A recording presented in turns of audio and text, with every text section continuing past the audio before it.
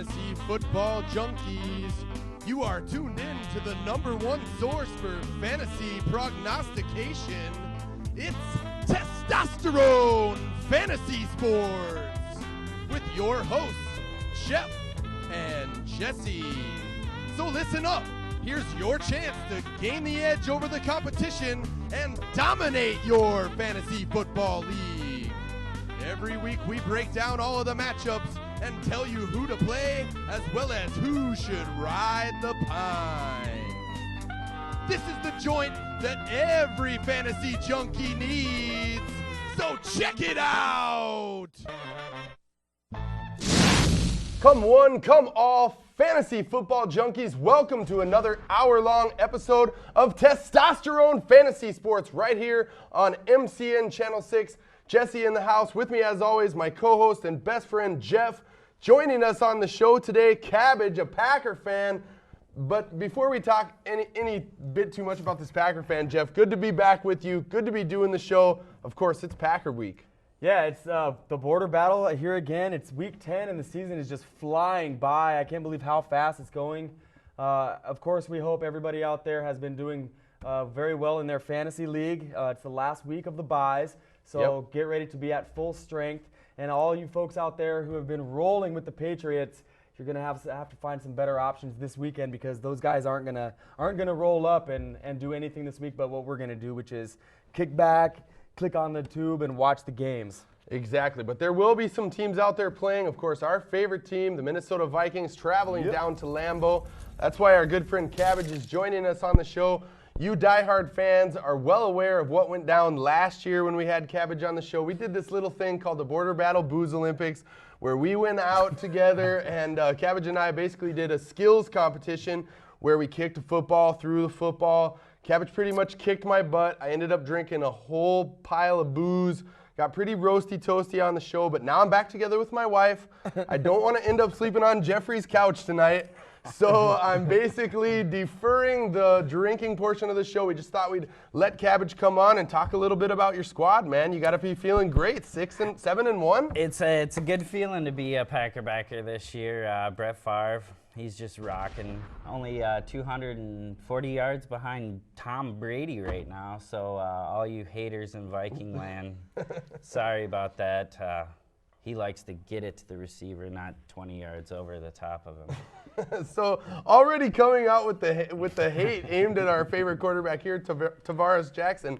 But let's talk a little bit, Jeff, about the historic ride that Brett Favre has had. We've seen the last couple weeks he's throwing touchdown passes down the field to win the game late in the game. This year he's broke some all-time records.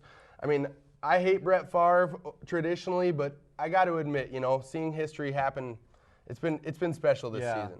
Well, aside from having a Purple Heart, I mean, you have to, if you like the NFL, you have to respect what this guy has done. He's the iron horse of football, and football is such a tough sport that, to me, that makes him the toughest athlete to ever play professional sports.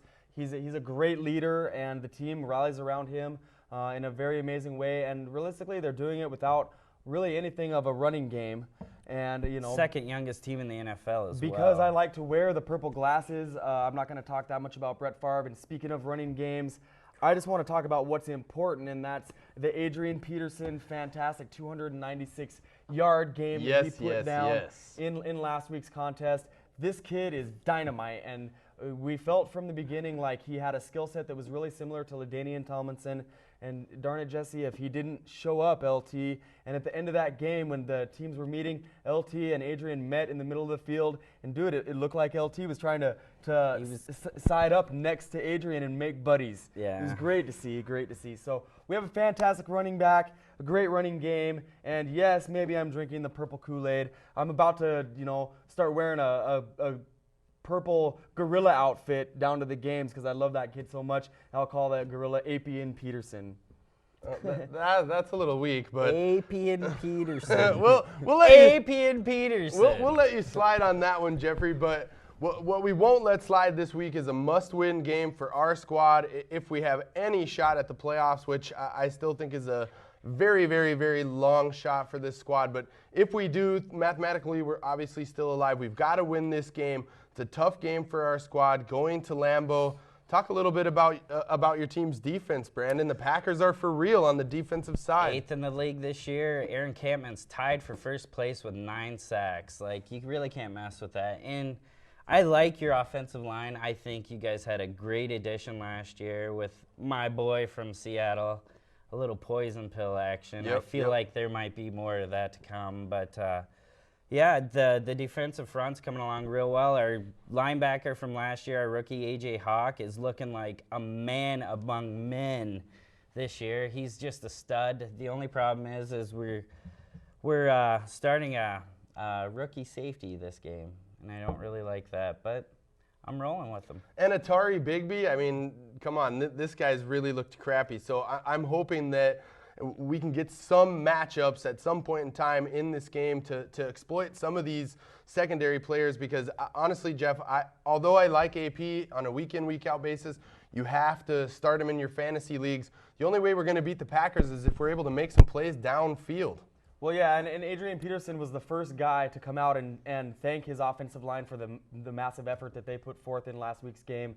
To me, when you win football games, it's all about how you control the line of scrimmage on both the offensive and the defensive side of the ball. If our offensive line can come out and win that battle, open up the big holes for Adrian, it'll open things up for Chester, and then in turn that'll also open things up for the passing game. So I think that's kind of the nuts and bolts of what it takes for us to win this game.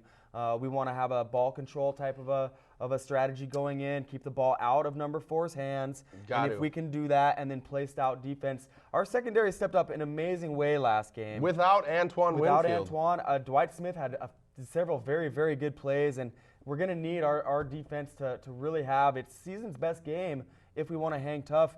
But don't forget, Jesse, that in the first time we played this team, we were in it till the very end, and if we had any kind of semblance of a passing game, we could have tied that game at the end. And I know a lot of Packer fans were sweating at the end of that game. Yeah, of course, they came away with the victory, but it was closer than everybody thought it would be. So I'm holding out hope right now. The key to this game is big plays. Green Bay is producing big plays. AP's producing big plays. Yep. I don't think you guys are going to get anything through the air. Like, it depends. I hope you play Brooks Bollinger because, honestly, he's the only one that we can intercept. But AP's dynamite. I can't really rag on that kid. I really look at our first-round bust this year. I say big plays win it. Look at Greg Jennings, our rookie Jones. Yep. Jones is a big play kind of guy. I think for fantasy, there's 2 starters on the Vikings, their defense and AP. Yep, and then, that's pretty much it. Green Bay, I don't know. I'd say you're pretty solid except for the running game in this game. Yeah, the passing game. And I do like Grant. Grant's a up-and-comer, even though he was undrafted, rookie out of, I believe it was Notre Dame. So unsure. Anything could happen. Yeah, anything can happen, and anytime these two teams mix it up. I think back maybe 4 or 5 years ago to that crazy play on Monday night where Antonio Freeman caught the pass on his back, got up, and Al Michaels was like, did he really catch the ball as he ran into the end zone? So we know that anything can happen when these two teams get in there and mix it up. But you mentioned one name that I definitely want to touch on here, Brandon, and that's Greg Jennings. I've seen a lot from this guy throughout his first year and change of his NFL career. Jeff, it appears to me that Greg Jennings might be taken over as the top option in this passing game. Talk about him for fantasy owners and what he could potentially do this weekend against the secondary that has had its troubles. Yeah. Well, I'm not going to say that he's going to be as good as he was in last week's performance. I do like him on a regular basis now. He's the kind of guy that you can almost say is a for sure must start on a weekly basis. When he has the matchups, he does really well. They mix in the James Jones. They still have Donald Driver. And what that does is it keeps any of those guys from being double-teamed. And I'd like to talk about a homecoming real quick, too. I think there's too little talk about Coro in this town anymore.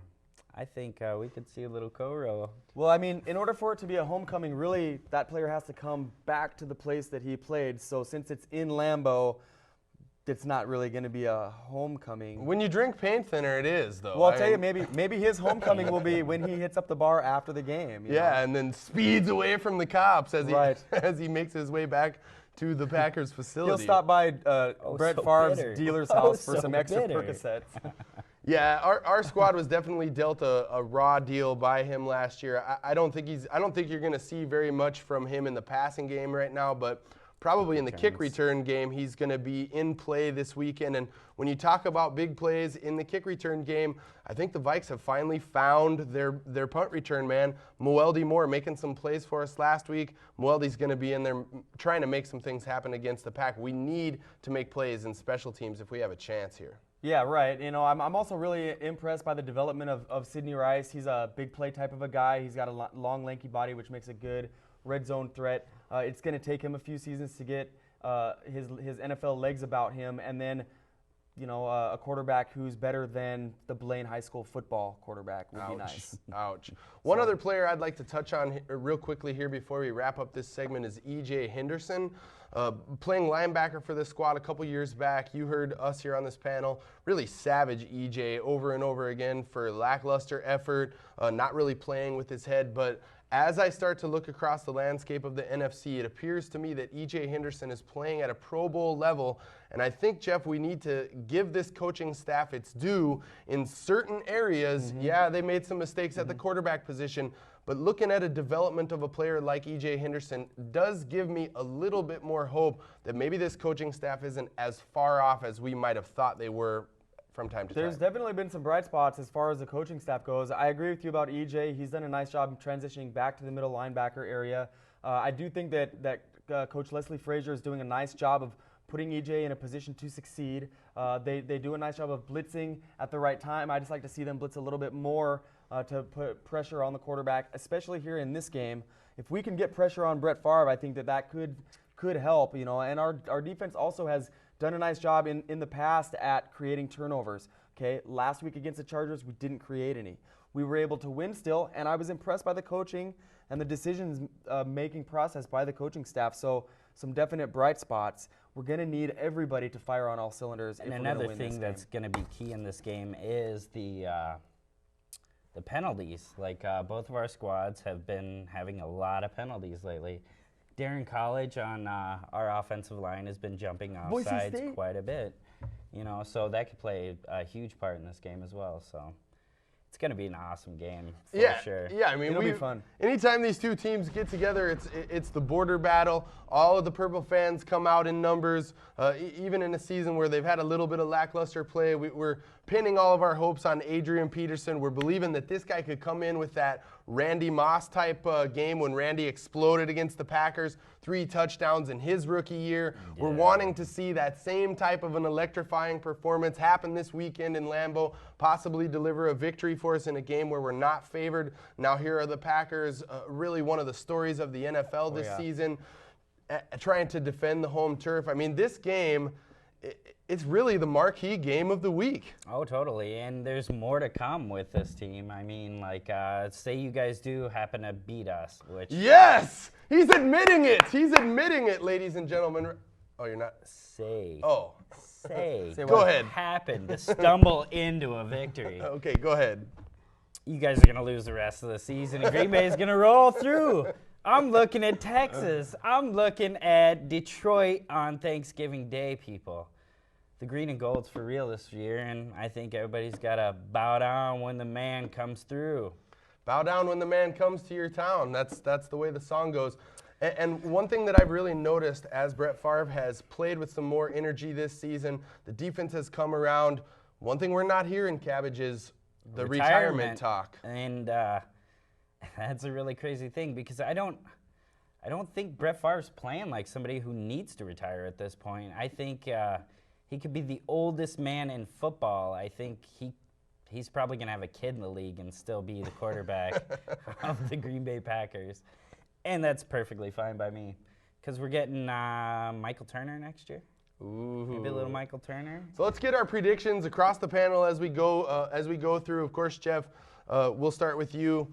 What do you think is going to happen in this game? Can you predict a victory here for the Purple on the road? Well, the last thing I'm going to do is come in here and predict a Green Bay victory against the Purple. You know, and why Just we like even are a making Detroit these predictions win is ridiculous. in the So league. I'll say 23-20 Vikings victory, 150 yards from Adrian Peterson, 2 touchdowns. Sidney Rice gets his touchdown, and AP returns a kick for 108 yards. Beautiful. How about you, Cabbage? I'm guessing in the neighborhood of a 10-point victory. Green Bay, 85-yarder at the end of the game to Greg Jennings to seal the deal. Mason Crosby's leg probably gets him 2. Let's make that 85-yarder to James Jones so I can win in the league where I got I got Jones Maroney too, on so bye. I won't feel bad about that. I like Jennings better. I have him in 2 leagues, so that sounded good to me. I'm going to say that the Vikings can eke out a victory here. I just want to remind everybody out there that they gave the Vikings absolutely no chance to win in Soldier Field just a couple weeks ago, and they did. No chance to win on the road in Dallas, and they were ahead in that game late in the second half. Made some mistakes and faltered there. No chance to win last week against a team that was peaking. LaDainian Tomlinson coming to town, shutting him down. This team is not nearly as far away as we may think they are. I think that the Vikings have the defense necessary to frustrate Brett Favre. I'm going to predict a Vikings win by 3 points in this game. Yeah, 3 points. So Bold, but not beautiful. Well, it's great to have you on the set, yeah, Cabbage. Absolutely. The Vikes and Packers tip it off this weekend. You guys are going to enjoy it, and you're going to enjoy the rest of the show. We'll be back right after these messages with Yeasty to break down all of the matchups. Week number 10, Testosterone Fantasy Sports. Yeasty in the house.